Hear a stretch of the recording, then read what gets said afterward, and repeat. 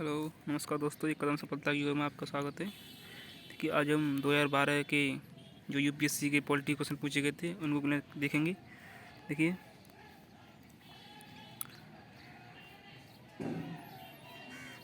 पहला क्वेश्चन हमारा, भारतीय संविधान के केंद्र और राज्यों के बीच शक्तियों के बंटवारे की व्यवस्था किस योजना में की गई है? तो किस योजना में की है दोस्तों? ये भारत सरकार अधिनियम 1935 में। ठीक है, अगला क्वेश्चन देखते हैं। क्वेश्चन नंबर 2 है हमारा। देखिए, पंचायत अनुसूचित क्षेत्र विस्तार अधिनियम 1996 के अंतर्गत आवंटित क्षेत्रों में ग्राम सभा की क्या भूमिका सकती है? तो क्या है दोस्तों? देखिए, इसके वो देखिए, पहला है, ग्राम सभा को अनुसूचित क्षेत्रों में भूमि से बिलगाव रोकने की शक्ति है। ग्राम सभा का लघु या सामान्य वन उपज पर स्वामित्व है। अनुसूचित क्षेत्रों में किसी खनिज के लिए लाइसेंस या करना पट्टा प्रदान करने के लिए ग्राम सभा की अनुशंसा अनिवार्य है। तो इसमें क्या अंतर आएगा? देखिए दोस्तों, ये तीनों हैं। ठीक है, तीनों सही हैं, 1, 2 और 3। तो D will be right answer. अगला क्वेश्चन देखते हैं। क्वेश्चन नंबर 3 है हमारा। देखिए, संसद में कार्य स्थगन प्रस्ताव का उद्देश्य है। तो क्या है दोस्तों? इसमें दोस्तों ये है, सार्वजनिक महत्व के किसी महत्वपूर्ण मामले पर चर्चा की अनुमति मांगना। ठीक है, अगला क्वेश्चन देखते हैं। क्वेश्चन नंबर 4 है हमारा। देखिए, राष्ट्रीय हरित न्यायाधिकरण अधिनियम 2010 national green tribunal act Bharat में संविधान के नियम में से किस प्रावधान की संगति में अधिनियमित किया गया है? तो क्या किया गया दोस्तों इसमें? जो इसका आंसर हो जाएगा, देखिए दोस्तों, इसका आंसर हो जाएगा अनुच्छेद 21 में जीवन के अधिकार के तहत स्वस्थ पर्यावरण का अधिकार है। ठीक है, अगला क्वेश्चन देखते हैं। Question number 4। देखिए, तो इसमें केवल एक ही ऐड किया दोस्तों, केवल एक। ठीक है, अगला क्वेश्चन देखते हैं। क्वेश्चन नंबर 4 हमारा। Question number 5, sorry. भारत के संविधान में राज्य की नीति निर्देश सिद्धांत के अंतर्गत प्रावधानों का विचार करो। तो इसका आंसर देखिए दोस्तों क्या जाएगा? देखिए, इसका जो आंसर है, देखिए, ग्राम पंचायतों का संगठन और ग्रामीण क्षेत्रों में कुटीर उद्योगों को बढ़ावा देना। तो 2 और 3। ठीक है, B will be right answer. अगला क्वेश्चन देखते हैं। क्वेश्चन नंबर 6 है हमारा। देखिए, कथनों पर विचार करना में राज्यसभा में संघीय क्षेत्र का प्रतिनिधित्व नहीं होता है। नंबर 2 है, चुनावी विवाद में विवाद निर्णय मुख्य चुनाव आयुक्त के अधिकार में आता है। नंबर 3 है, भारतीय संविधान के अनुसार संसद केवल लोकसभा तथा राज्यसभा को मिलाकर बनी है। तो इसमें जो इसका जो आंसर हो जाएगा, इसका दोस्तों आंसर हो जाएगा इनमें से कोई नहीं। ठीक है, ना तो ना ये, ना ये, ना ये, तो इनमें से कोई नहीं। D will be right answer. अगला क्वेश्चन नंबर 7 है हमारा। देखिए, भारतीय कानून अधिकारों प्रावधानों के अंतर्गत उपभोक्ता अधिकारों विशेषाधिकारों के संबंध में कौन सा कथन सही है? तो कौन सा कथन सही है दोस्तों इसमें से? देखिए, इसका जो आंसर हो जाएगा, उपभोक्ता खाद्य परीक्षण के लिए नमूना प्राप्त करने के लिए आवश्यक है, अधिकस्त है।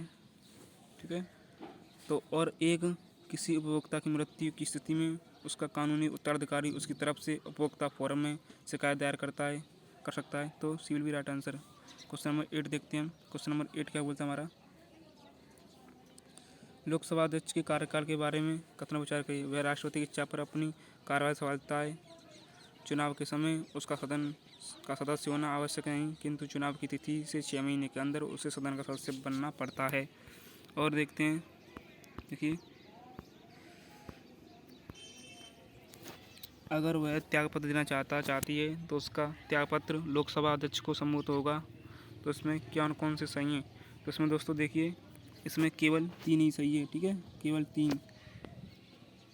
B will be right answer. अगला क्वेश्चन देखते हैं। क्वेश्चन नंबर 9 हमारा। सर्वोच्च न्यायालय के मूल क्षेत्राधिकार के अंतर्गत है। तो क्या है दोस्तों? भारत सरकार तथा एक या एकाधिक राज्यों के बीच कोई विवाद। ठीक है, एक तो ये सही है, 2 या 2 से अधिक राज्यों के बीच विवाद, ये भी सही है। तो C will be right answer, 1 और 4। ठीक है, ध्यान रखना। अगला क्वेश्चन देखते हैं। क्वेश्चन नंबर 10 हमारा। देखिए, कौन सी भारत सरकार अधिनियम 1919 की प्रमुख विशेषताएं? तो कौन सी दोस्तों? प्रांतों की कार्यकारी सरकारों द्वारा शासन की शुरुआत, केंद्र। और तीसरा है, केंद्र द्वारा प्रांतों में विधायी अधिकारों का प्रतिनिधि दायन। ठीक है, तो C will be right answer, 1 और 3। ठीक है, अगला क्वेश्चन नंबर 11 हमारा। भारत के संविधान और द्वारा राज्यसभा को निम्नलिखित में से कौन सी विशेष शक्तियाँ प्रदान की गई हैं? कौन सी की गई दोस्तों? इस आशय का प्रस्ताव पारित करना जिसमें संसद को राज्य सूची में कानून बनाने तथा एक या अधिक अखिल भारतीय सेवाएं सृजित करने की शक्ति प्रदान की गई है। ठीक है, B will be right answer. Question number 12 देखते हैं हम। क्वेश्चन नंबर 12 देखिए दोस्तों। क्वेश्चन नंबर 12 क्या कहता है? सार्वजनिक वित्त पर संसदीय नियंत्रण के कौन से तरीके प्रचलित हैं? तो कौन से तरीके प्रचलित हैं? देखिए दोस्तों,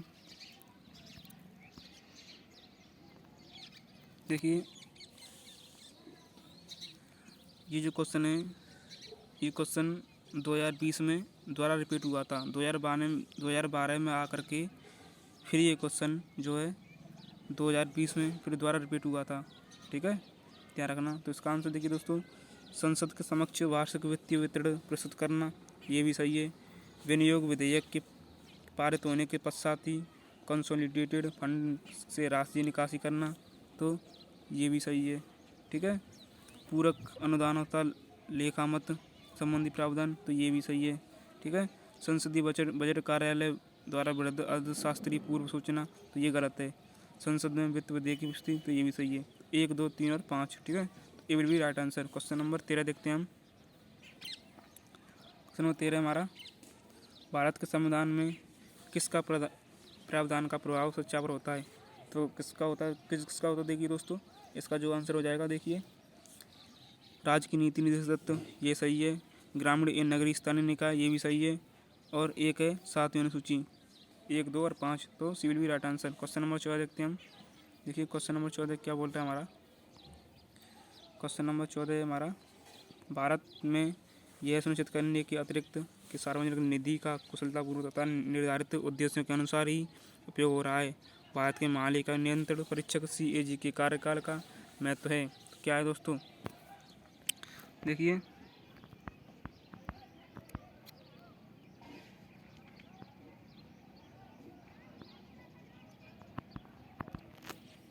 इसका जो आंसर हो जाएगा, लोक लेखा समिति के मंत्रालयों की परियोजना एवं कार्यक्रमों के कार्यपालन पर CAG प्रतिवेदन पर चर्चा होती है। और दूसरा है, देखिए CAG प्रतिवेदन में उपलब्ध सूचनाओं का उपयोग कर जांच एजेंसियों उन लोगों के विरुद्ध अभियोग लगा सकती है। तो इसका जो आंसर है 2 और 3, तो देखते हैं 2 और 3 किस ऑप्शन में, तो C will be right answer. ठीक है, ध्यान रखना। क्वेश्चन नंबर 15 देखते हैं हम। अपनी नियुक्ति के समय भारत के प्रधानमंत्री जो हैं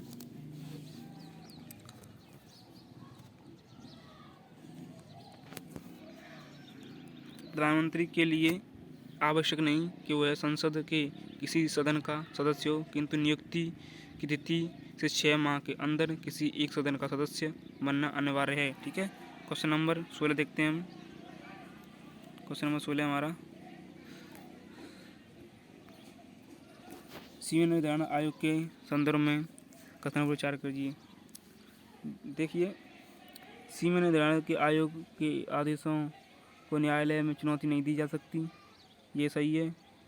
जब सीमा निर्धारित आयोग के आदेशों को लोकसभा अथवा राज्यसभा विधानसभा के पटल पर रखा जाता है, तब वे इन आदेशों में कोई संशोधन नहीं कर सकते। तो 1 और 2 सी विल बी राइट आंसर, ये दोनों सही। ठीक है, क्वेश्चन नंबर 17 हमारा, ठीक है, भारत के संविधान के अनुसार भारत के राष्ट्रपति का यह दायित्व है कि संसद के समक्ष किसे रखें, तो किसे रखते हैं? देखिए दोस्तों,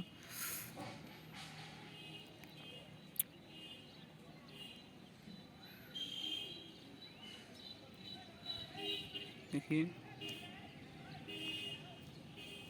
केंद्रीय वित्त आयोग के अनुशंसाओं को, ठीक है, और CAG प्रतिवेदन को, और अनुसूचित जाति के लिए राष्ट्रीय आयोग के प्रतिवेदन को। ठीक है, तो 1, 2 और 4, ठीक है, ध्यान रखना, 1, 2 और 4।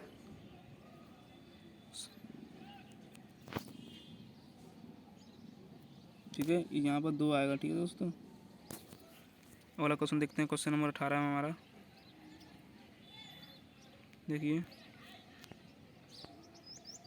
लोकसभा तथा राज्यसभा के बीच गतिरोध दूर करने के लिए सदनों की नियुक्ति बैठक आयोजित की जाती है। क्या आएगा दोस्तों इसमें आंसर? देखिए, केवल एक साधारण विधेयक के पारित होने के दौरान। ठीक है, ध्यान रखना। क्वेश्चन नंबर 19 है हमारा।